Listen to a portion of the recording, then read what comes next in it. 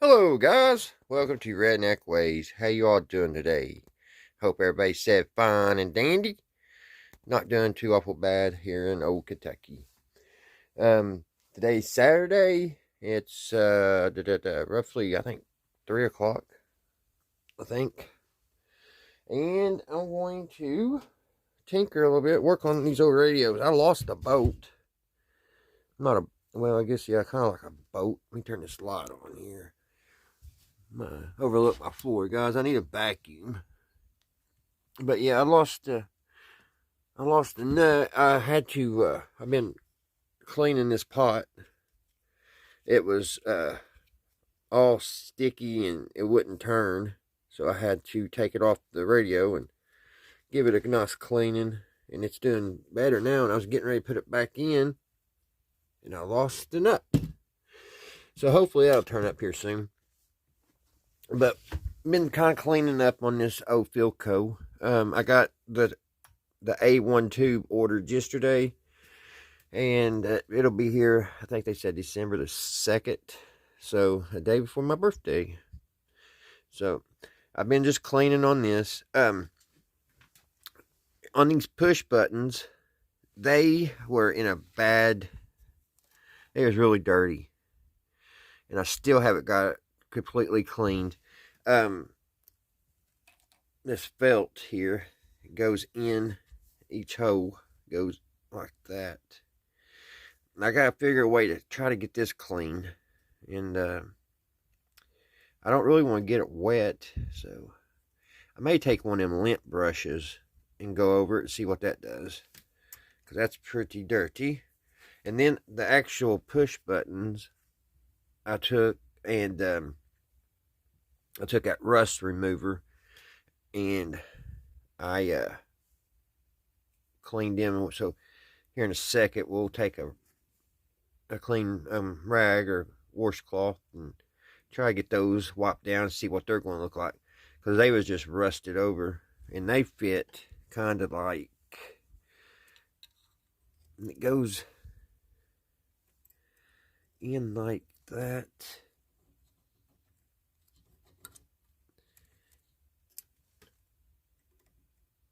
Kind of like, I think it flips over like this, like that, and it goes back in there like that. And then when you, I'm not really for sure yet what it does. I haven't totally figured out how this all works. Let's lift it up. I have no idea. I know you push in,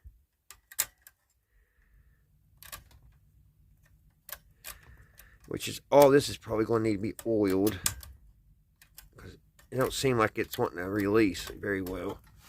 Let's look at the bottom here, guys, at this system. Here's what I was talking about the other day, guys, on the ultraletics. I mean, it has 3 ultraletics here, but they're dry. They're dry ultraletics. And the one there on, I believe it was the bottom one, it was taking juice good. These 2, I didn't get any voltages off of, but it could be because that tube's bad. So we're really gonna have to wait to get that tube in before we can really figure anything out. So that's why I'm just thinking about cleaning on it. And see, this is kind of loose too, the whole system. There's probably a little bushing inside here.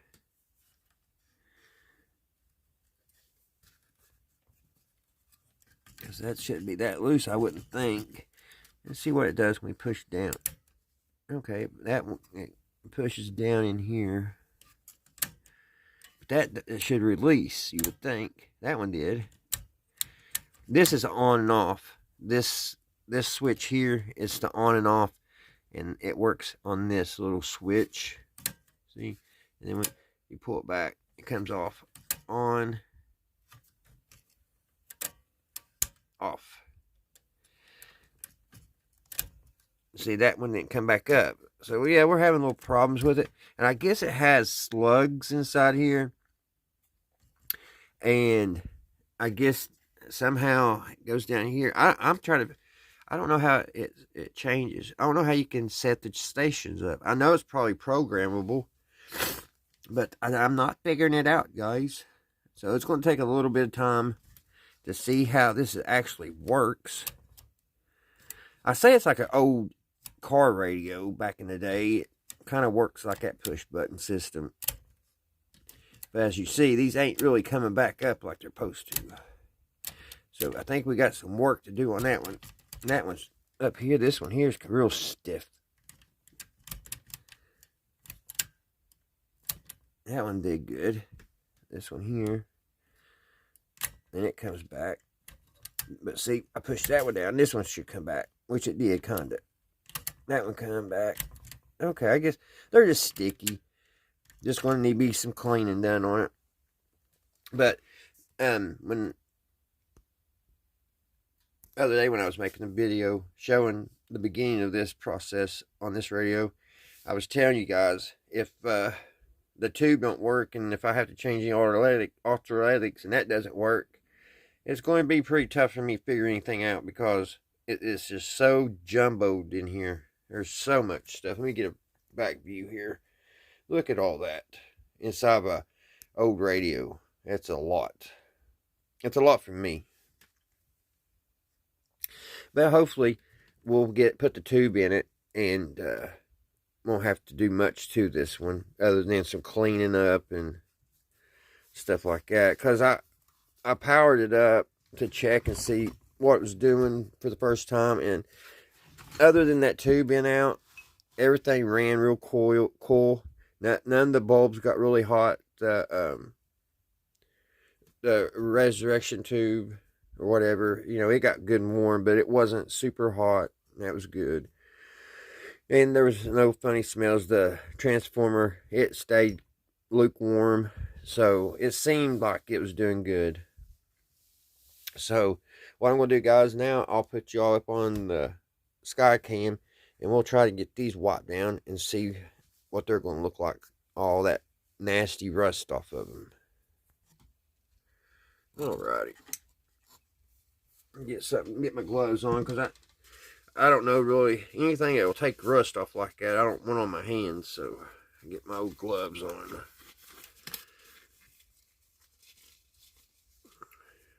I don't know what's in that rust remover, but it does a pretty good job. So let's get those gloves on. Get some paper towels.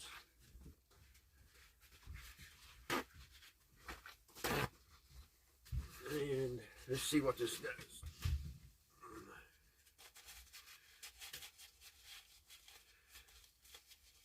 Just wipe it down. There's a couple of these bent out of shape.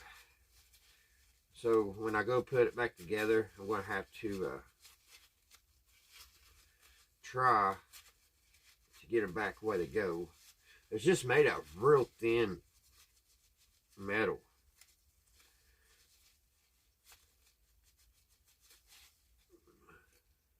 But that one was one that was kind of bent out a little bit. Just kind of doing a little bit of this type of cleaning on it, waiting for the tube, and then we'll set it aside and wait for it. Now, I'm still trying to figure out that old Westinghouse, which we'll tinker with it here in a second. But it came pretty clean. I mean, it ain't perfect, but I think it's going to be alright. And it don't have all that rust. I may have to get some water or something. I hate to put water on that though. Maybe if I just get my paper towel damp. Maybe that'll help break that off. Because it seems like that rust remover is not wanting to come off. And I just put a hole in my glove. Yeah, that seems to be better. Just getting the paper towel a little damp. I've got a lot of this to do. There's about 10 of them, I think. And I don't want to get them bent out of shape.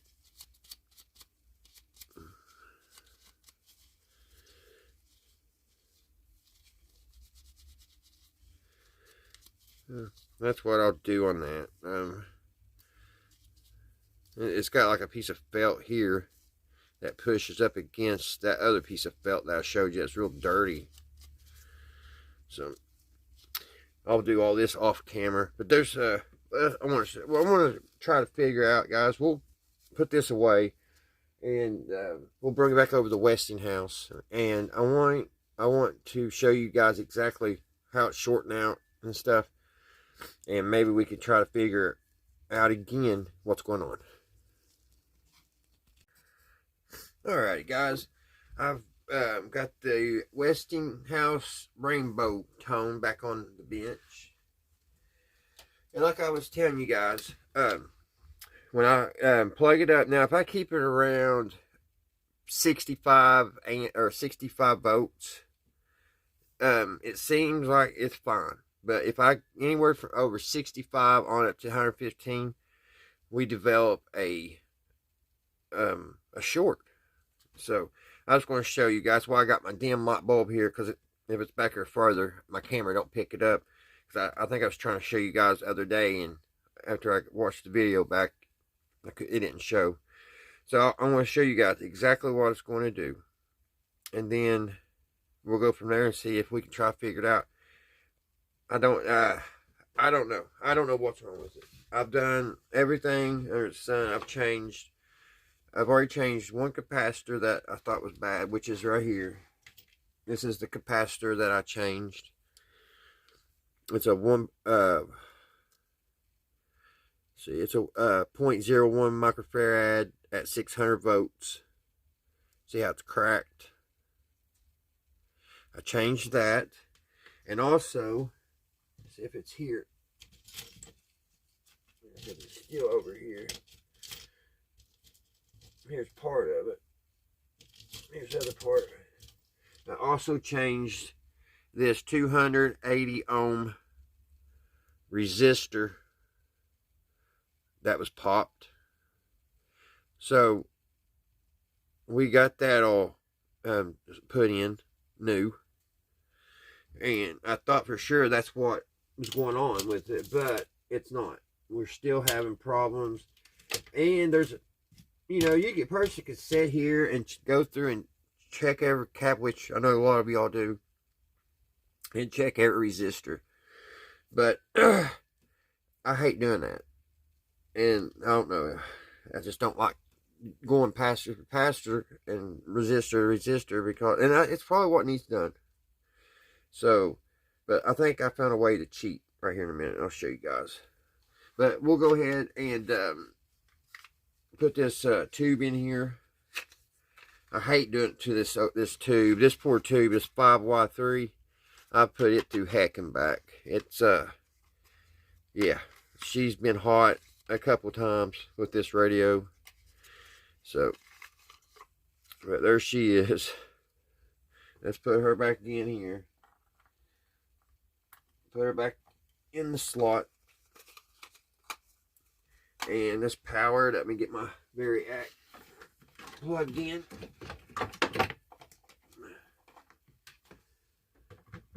Variac's pulled in.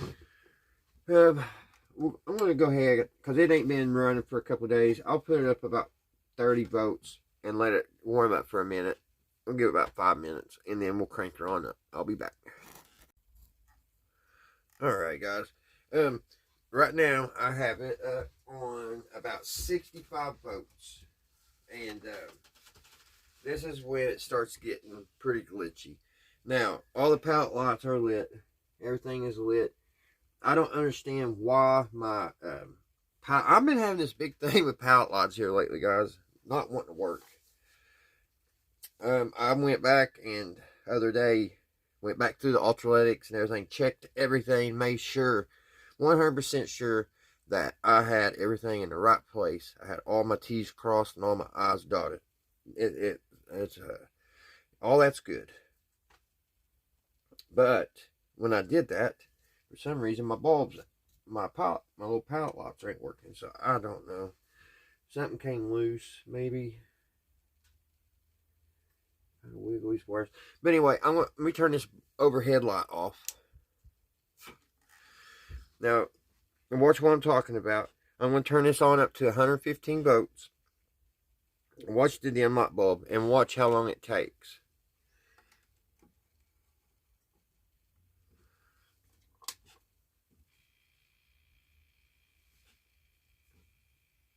There she is. But we also got hum in the speaker for the first time, guys. That's a plus. That's the first sound I've ever heard out of speaker. Let's do that one more time.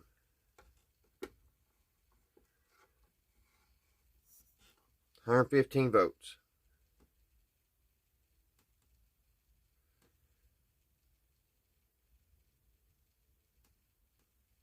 There it comes.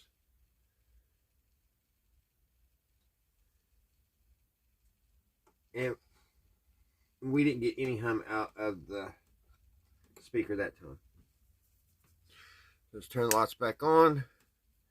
I already powered that down.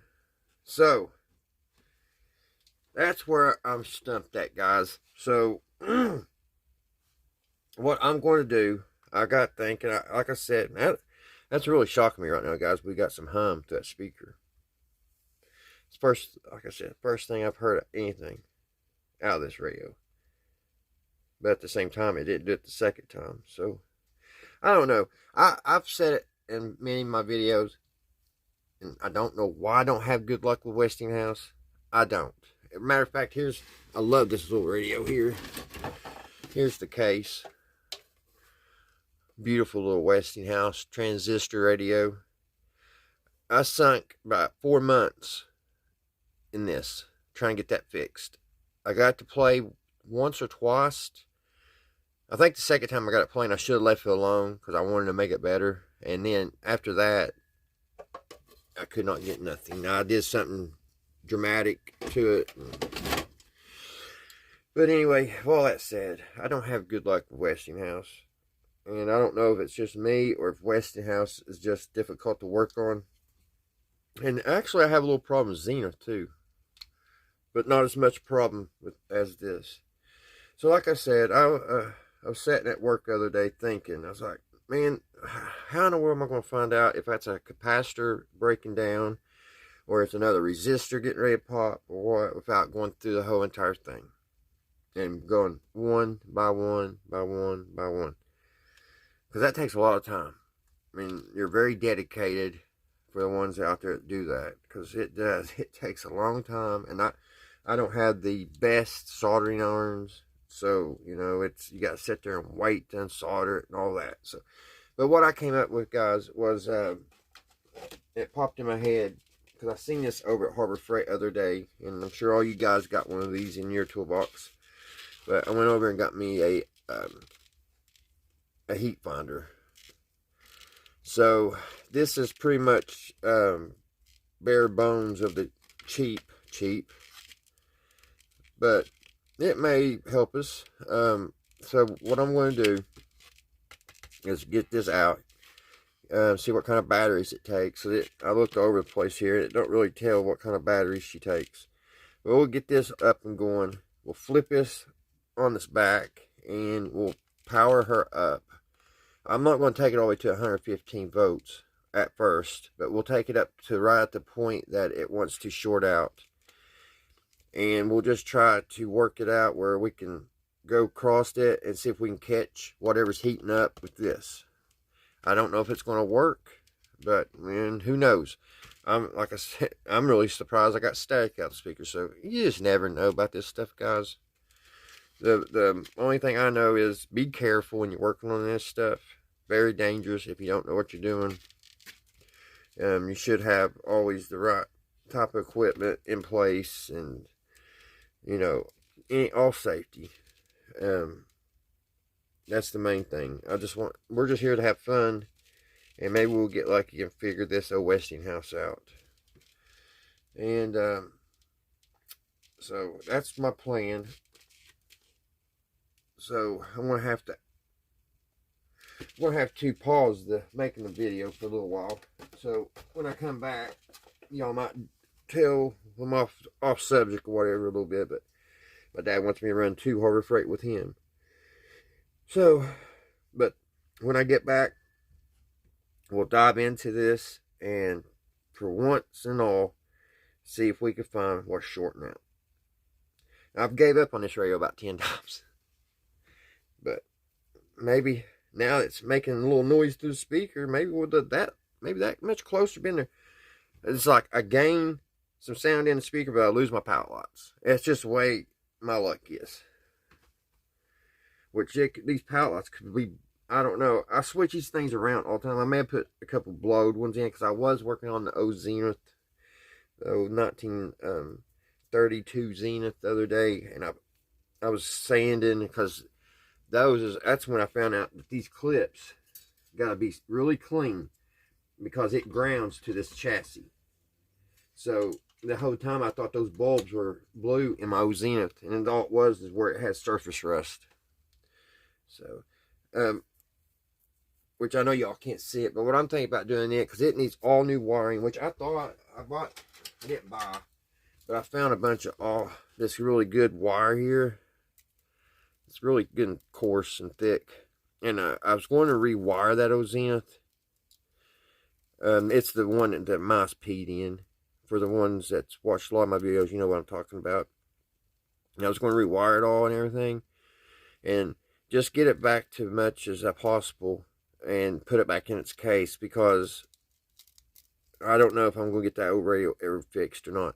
But what I was thinking about doing is putting a little amp, just mount it to the cabinet of the Zenith and running a Bluetooth. And I've got a couple MP3 players, and maybe just attaching it. That way all the lights will be on the original Zenith stereo and everything, and just be able to run and listen to the music through its original speaker through the amp that I put in, and use the MP3 player and make it be a functional piece. I don't know yet. I don't know what I'm going to do on that yet, but we'll figure something out. But anyway, I don't know how I got on that. When I come back, we'll dive down in this, guys. So, see you in a few. Alrighty, guys, I am back. So let's put this thing back on the voltage. Let y'all kind of look underneath here. I even changed this ultralytic the other day too. And there's a 600 volter underneath it I changed, which that was I don't know where'd it go. It was this one. I changed that one out, and then I changed this one out, and like I said, I changed that resistor. So I've done I've changed quite a bit so far. So I also changed this this capacitor. That was a new one too. And ones I changed, they all were bad. So we have done a lot of work over here. And I must have, one of these wires must not be hooked up just right, because like I said, the pilot lights aren't coming on, and they normally do. Alright, I'm going to put y'all up on the sky cam, and we'll fire this up. And I got this, let's see. I got batteries in this, so we're looking, it's 56 degrees Fahrenheit, 114 Celsius. So now this one don't show. I thought this showed a pattern, and I guess it's a little bit cheaper than those, so we're not going to be able to get like a pattern readout. I was thinking this had, like, you can, had a chart or a graphing, but it doesn't. It just point and shoot. And so I guess we'll point at each of these capacitors, and we'll just have to turn it up and down and see if we could tell. We'll just have to keep shooting a capacitor and see if it changes, and see if we could tell if something's heating up when it starts shorting out.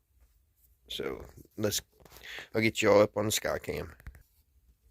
Alright, let's fire this thing up. I need my glasses. And I guess we'll check this capacitor first and see what it's doing, or we'll check this solar cap out, because I've been kind of wondering about it. So we'll see if that one warms up and see what it's doing, and we'll just have to bounce around to each one, I guess. I was really hoping this had the chart, had the whole layout where we could see the whole thing and see what was hot. But like I said, it must be where it's a cheaper model. Now, talking about this, I love how it feels in your hand. It has a nice finish. It's very soft, and it's very easy to use. It's just point and shoot. That's all you got to do for the ones out there that don't have one. So it's pretty fun. I was checking everything. I checked the heater and everything. So, alrighty, enough of me blabbing. Let's turn this up.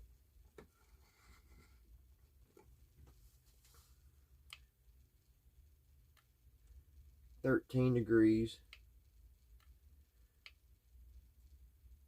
13.3. Can y'all see that? No. 13.4. I'm just shooting different ones. 13.4.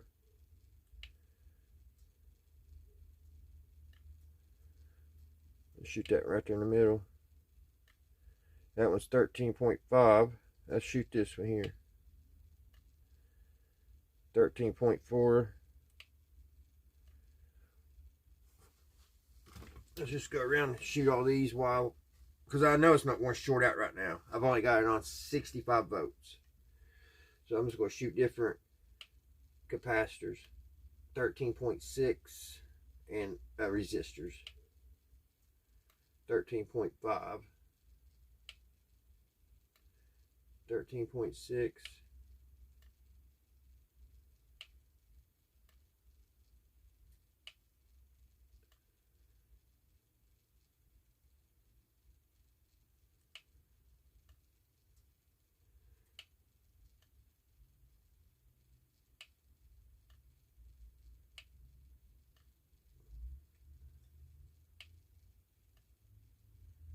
I'm just shooting every one of them, guys. That one's kind of low. 13.4.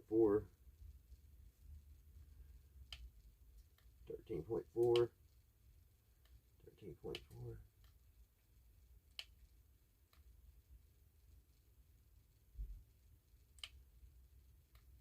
Alright, let's turn it up a little bit more. This is where it starts shorting out.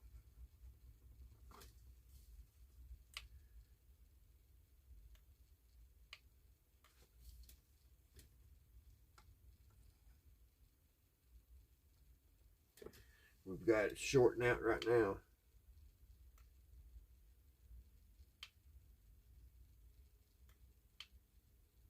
Ooh, that one's hot. That resistor right there is 18.8.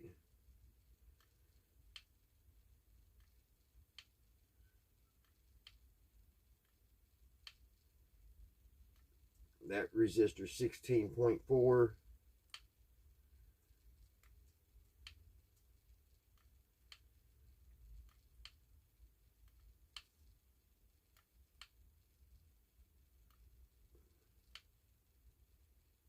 That resistor's 14.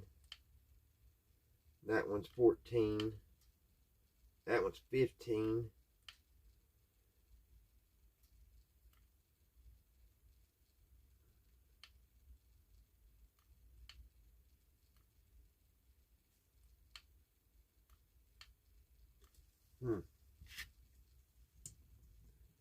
And I'm not hearing no static in a speaker. Turn it up a little bit more. 13, 17, 18, 14, 14.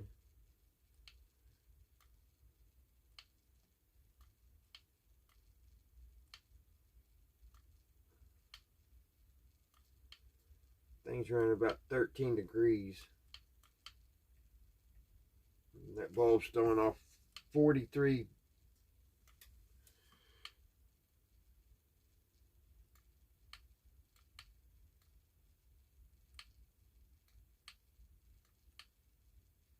Let's shut her down.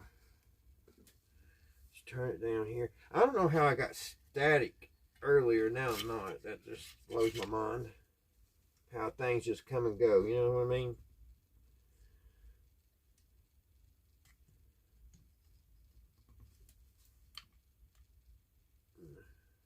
$16 degrees on that.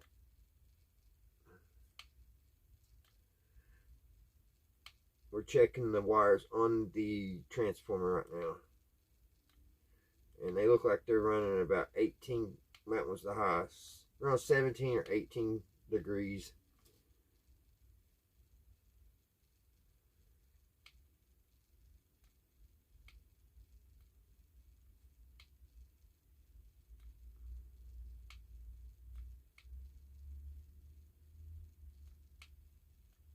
Ooh, that resistor in there, 17 degrees.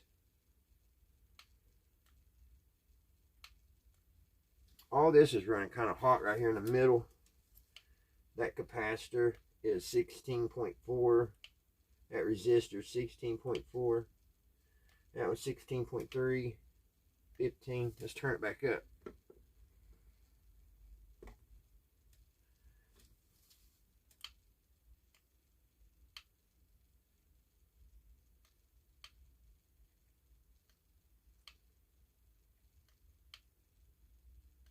There, here comes the short.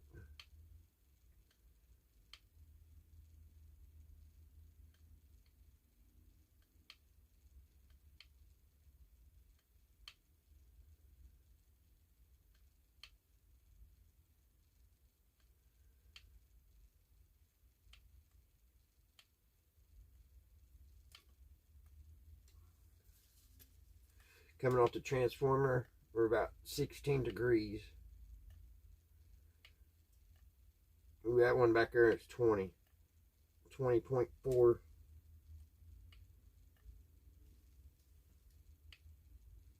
Ultraletics are 14.3.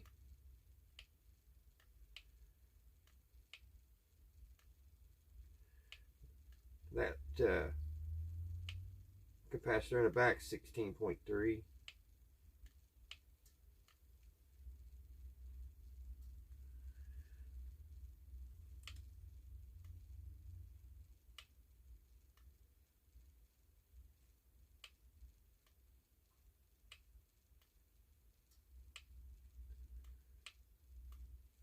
Turn it up a little bit more.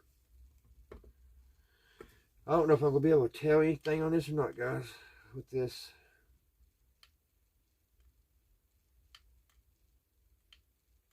$20 degrees.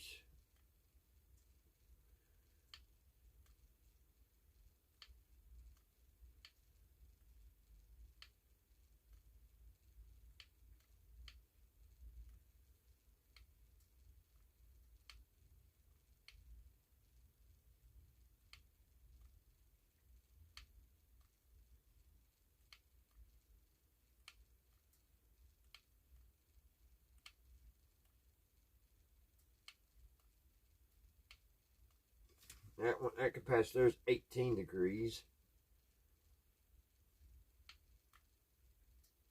which is about, oh, something there is 21,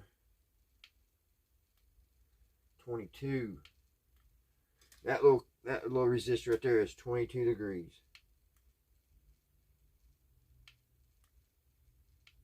It's the hot, ooh, something's 26 degrees.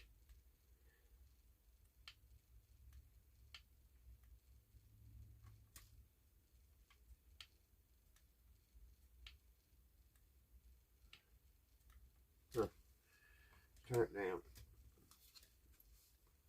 See if we can see any change here. I hope this ain't boring, you guys. 15, 16, 19. That capacitor there is 19 degrees. It's the hottest one so far. 19 degrees, that capacitor. I don't know if that means anything or not. It's definitely hotter than all the others.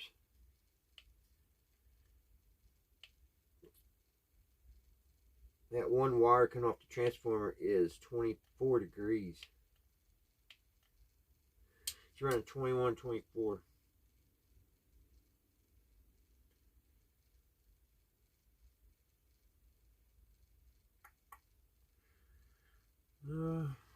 Let's check the pots. Let's turn it up. That little resistor, 17. They're short. 21. That capacitor is super hot out of all of them.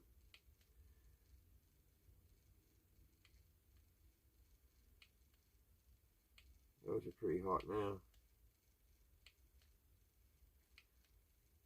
It's 20 degrees. Still no static in our speaker. I don't understand that. How we was getting static earlier and we don't now.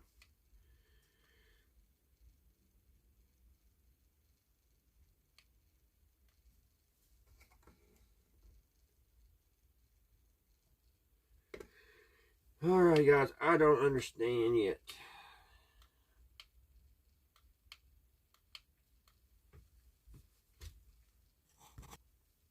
Alright guys, before I end the video, let's check the temperatures on these tubes.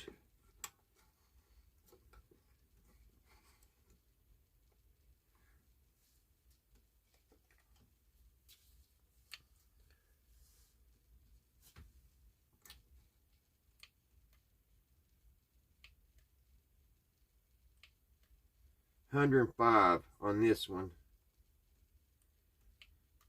17,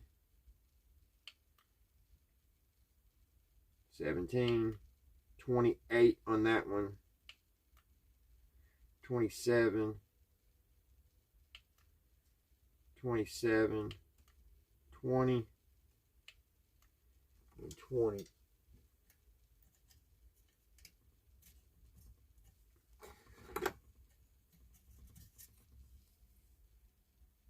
That one's loose.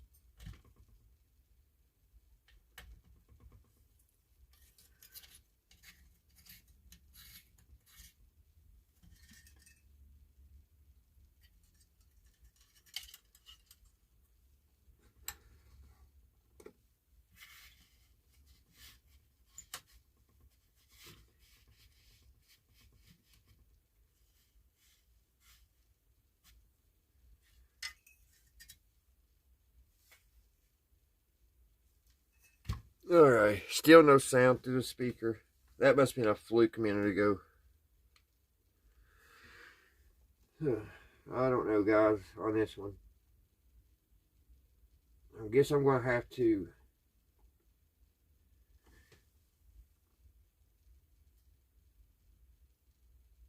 maybe change a couple more capacitors.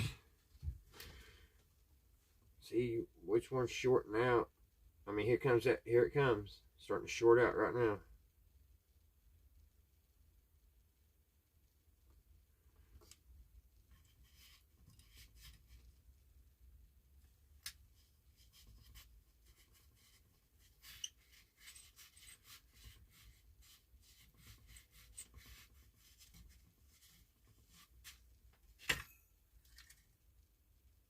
We've got a hum.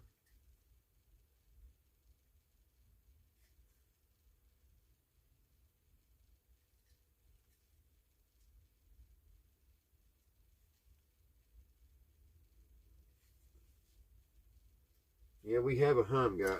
I don't know if you can hear it or not.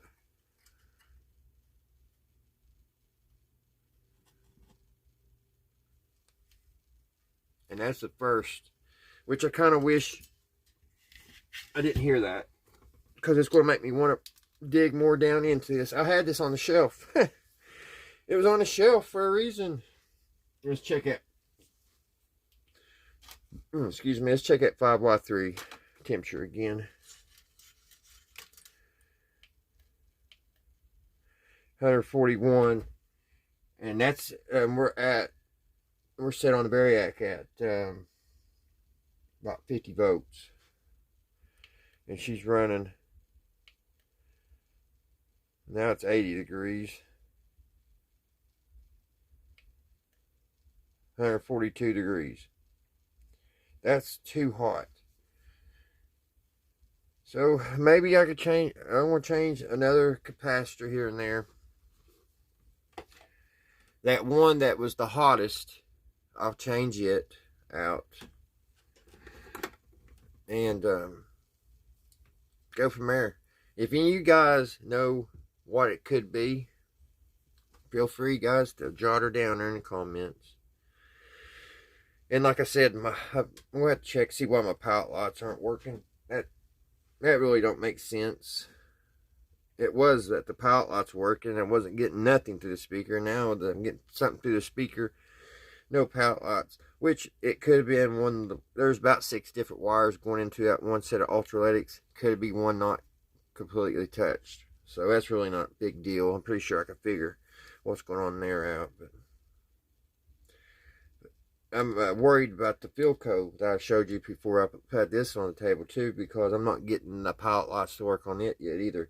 But it can be because that one tube's blown on it. I just won't know till that tube comes in. But it's got 2 A1 tubes that Philco does, and I switched that one around to the other socket, and I still didn't get pilot lights. So I would think that if it had something to do with that tube, the pilot lights would have came on. But maybe you gotta have both the A1 tubes going at the same time to complete the circuit, which in a way makes sense, but I don't know. We'll just have to go down that road when we get to it. Alright, guys, thank you all so much for watching. And yeah, like I was saying, thank you guys so much for watching. Hope everybody's having a great weekend, staying safe, and all that good stuff, guys. And until next time, I will see you again right here at Redneck Ways. Bye, guys.